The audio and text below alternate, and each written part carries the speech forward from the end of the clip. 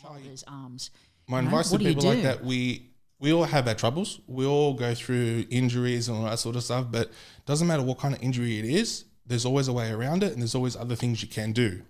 Depends on the injury and that sort of stuff, but there's always tomorrow and there's always that next day where you can wake up to yourself, you can keep moving forward, you can never give up. You got to have that never give up mindset. No matter how much it hurts, you just got to keep going. Yes, it's going to hurt for a couple months after, but a broken leg will heal over time. But that's the broken leg. Your arms are still good, your abs are still good, so train them. Yeah. You know? Yeah.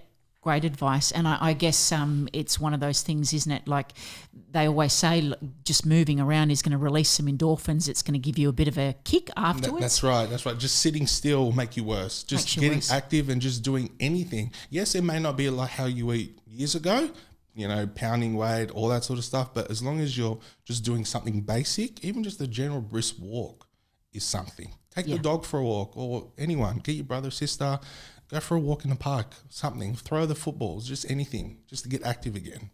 So that accident happened in 2012. 2012, yes. From 2012, when was the first competition that you actually entered and competed in? 2015. Right, so 3 years after. 3 years after. And even then, my first show, my upper body was so large and my legs were so far behind and I was very embarrassed. I was very shy to take off my shorts because of the size And a lot difference. of guys say that, don't they? Yes. Like it's a big deal. It's a very big deal, but because I was so depressed and how my legs looked because of the surgery, I just bit my tongue and I bit the bullet and I said, you know what? I'm just going to get on stage and do it. Yeah. Because I know my legs are eventually going to catch up. And it's just an injury. It's not an excuse. Yeah. And an injury will heal. Yeah. So we just got to just keep going. And like, how did it feel actually putting the posing trunks on and, well, it was revealing your legs to everyone? It was very, very nerve-wracking looking down and seeing all the scars and all that sort of stuff. Even now, they're still there, the scars. So the reminder's still there on what actually happened. But like I said, it's an injury will heal and we just got to keep going and just put it in the back of our mind. So when you started your leg training, what kind of training were you able to do? Well, like for that competition? After the injury, my leg training was basically very, very basic. Yeah. My right leg was okay to do leg extensions and presses and all that sort of stuff, but my left leg was virtually unusable. Okay. So basically I can only move my leg on its own kind of thing and just use like a very light rubber band. Oh, Virtually nothing. Even I just put like a little water bottle or just some sort of weight very lightly on my ankle and just lift it. You know, like those little ankle bracelets? Yeah. Just one of those. The Brazilian ankle weights. One of those, yes. Yeah. Those sandbags, yes. Yeah. Yes. And just move my ankle, move my leg just to get some sort of movement. Yeah. And when did you start getting feeling back? After probably the third, close to fourth year. Wow. Around then, that's when everything started healing right, and that's when I was able to walk 100% again, and that's when I thought, you know what, I'm still in pain, but I'm going to start pressing again. Yeah. I'm going to start pressing with both legs. I'm going to start using this left leg. Yes, it hurts. Yes, I'm crying, but big boys do cry. Do they? No, that's a cool story and really motivating for other people as well, because obviously everyone has some kind of injury or some sort of setback at some point, and it's nice to see like someone like yourself come so far in really like for a severe injury like that in such a short space of time. Like that's to me is unbelievable, because I've seen your legs on stage. I saw them on stage on the weekend, and you would never know. If you look closely, the scars are still there. Yeah, I wouldn't have picked it. But Chris, in the meantime, like you've been doing some crazy leg sessions at City Gym. Tell me about those. Yes, because I've had it in my mind now. My legs are so far behind because of the surgery. I want them to become my most powerful muscle. Okay. So I've forced myself to abuse my legs as much as possible to try and let them catch up. Yep. So I'm not as embarrassed of them anymore. So they're not out of balance with my upper body.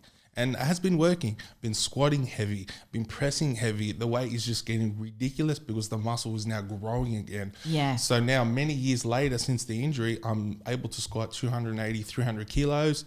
I'm pressing 750, 800 kilos for reps and that sort of stuff in the off season. So everything's going very, very well. And the muscle's actually growing and catching up again. Yeah, that's cool. Yeah, that's awesome.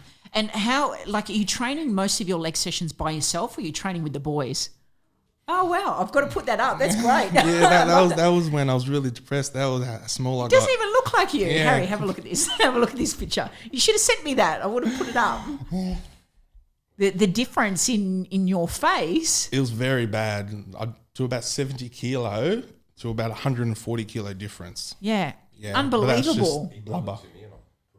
Send it to me, or send it straight to Harry. We're going to put it up now so everyone can see the difference. Like, that's just crazy. Because, Chris, what's your weight at the moment? Obviously, now, you've just been on stage, so you're in between two competitions. But what's your weight right now? Right now, it's 112 kilos. 112. Wow. And I'm between two shows at the moment. That's right. So the weight might go up, it might go down. We'll see how my body's looking. And then we'll change the diet and we'll go from there. Is there a weight that you aim to hit for a show? Like, obviously, you compete in the super heavyweight division. Is there a weight that you think, your body is kind of looking its best at a certain weight? My body looks at its best between 110 at about 112, 13 kilo, around there. But I give the illusion, because my posing is getting better and better and better, I'm looking more three-dimensional and put together, I look bigger than I actually am. So my weight's about 110, 112 kilo. I look about 115, 120. You definitely do. Yeah, I look much bigger. And what's your height like for I'm the 5'10". audience? 5'10". I'm 5'10". Yes. See, I would have thought you were even taller than that because of how much muscle you hold. Unbelievable. No, that's really good. And on the weekend, like for me, as I said to you, I couldn't really see, with your legs, I couldn't really see anything that was sort of like stand out to me, like you'd had problems with the legs at all.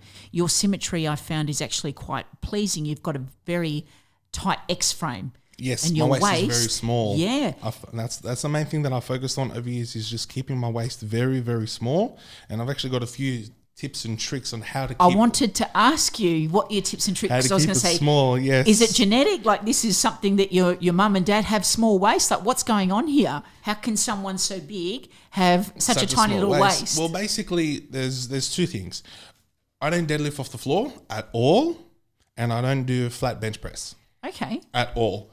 To build my back, I do a lot of bar rows and standing dumbbells. Yes. Standing dumbbell rows, but really, really heavy to build that thickness and that width. And then I go over into the corner and do a lot of T-bar rows, but I squeeze my shoulder blades together and I actually squeeze my abs on their own. So are you getting your, was that self-discovered, those sort of training tips, or are you watching anyone? Is someone mentoring you in order to sort of sculpt your physique in that way? Like, how did you learn that stuff?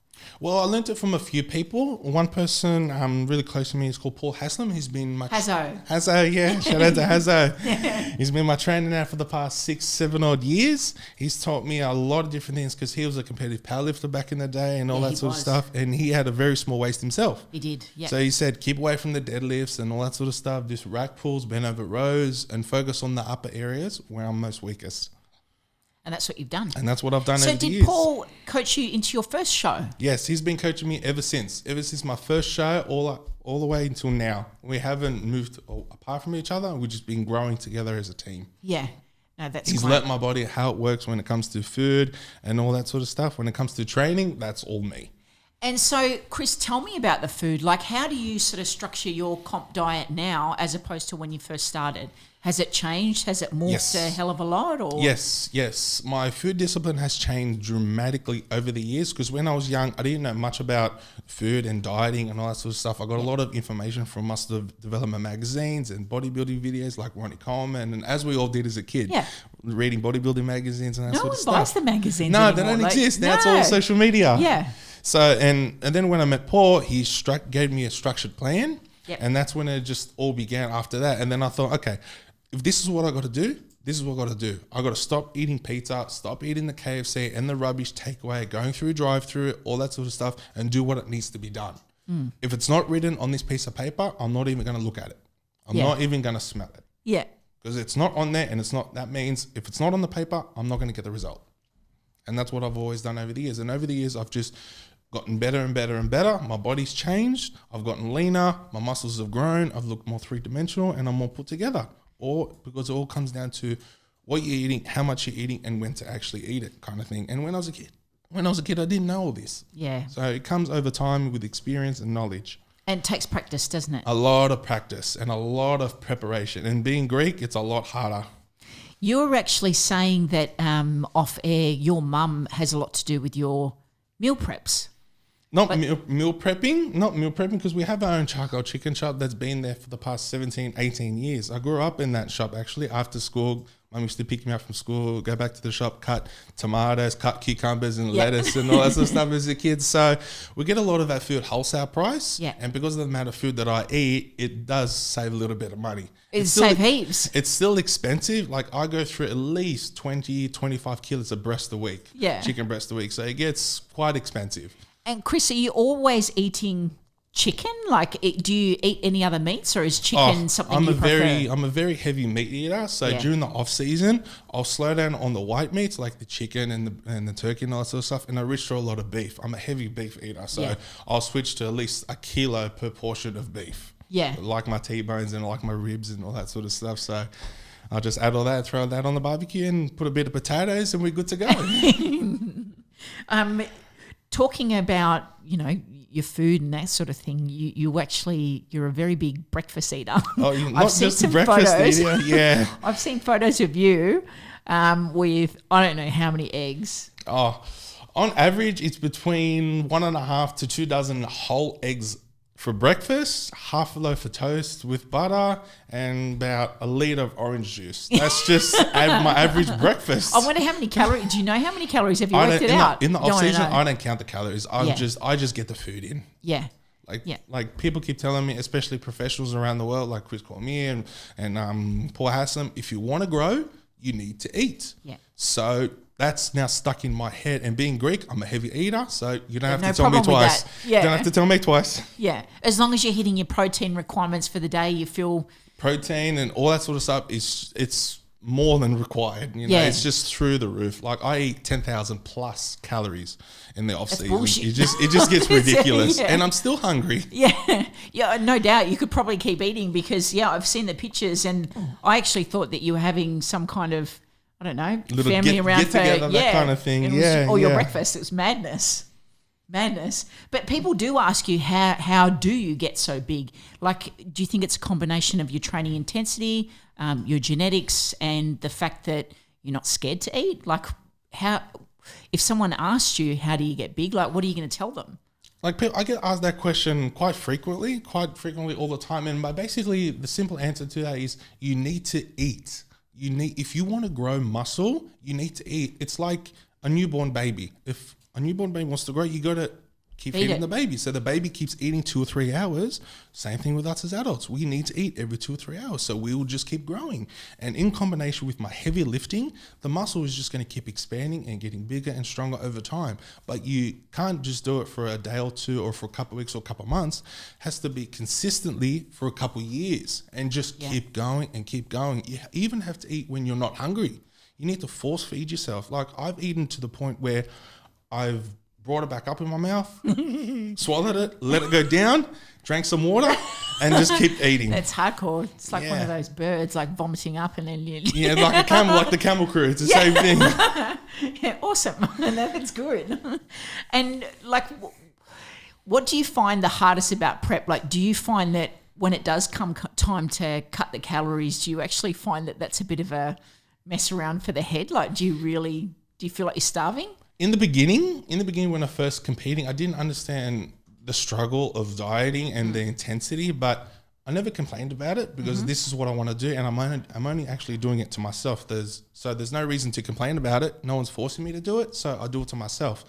So yes, it was a really big struggle. I used to call my coach literally every 20, 30 minutes. I'm hungry. What can I do? What did Hazo say? Hazo say, just eat some lettuce, eat some sugar-free jelly, drink some water, fill up on water. I said, if I do that, I'm going to be going to the bathroom all the time. It doesn't matter. Just drink water. Yeah. Fill up on water. But over the years, I've backed away from all of that because I've understood the powers of dieting and sacrificing and actually taking food away, getting into world-class shape, winning shows, and then after the show, yes, we can go eat. Yeah. We can have that bit of chocolate. We can have that piece of meat and potatoes after. But during preparation, No. If, like I said before, if it's not written on the piece of paper, not even going to look at it. Not even going to touch it. My mindset when it comes to food is just too strong. The discipline is just too strong. Yeah. Do you execute any of the flexible dieting type stuff, or are you the type of person that will just...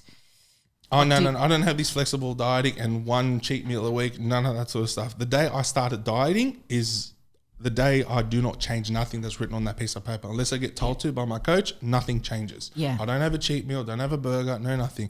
Yes, in the beginning I used to complain about it, but now over the years I've stopped because I've understood it better. I've understand the sport a lot better.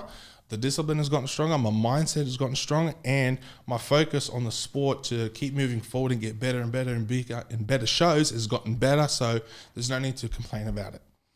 What sort of physiques do you aspire to? Like, have you looked at guys on stage in the past, whether they're from Australia or, you know, pro Olympians? Like, who do you look at that you think that's the physique I want? That's what I'm aiming for. Well, the guys I grew up with were in the 90s, like your Ronnie Combs, your Sean Ray, your Chris Cormier's, your Kevin Levrone, all those world-class bodybuilders with such a small waist and such a beautiful glass sculpture look. Yep. And they had that mass monster look. And that's just something I've always thrived on because I'm such a big boy. I'm thinking, wow, I want to look like that one day. I want to walk down the street and just have people stare and go, how's this guy so big? Like, what's going on here? Look at the size of him. And then Freak.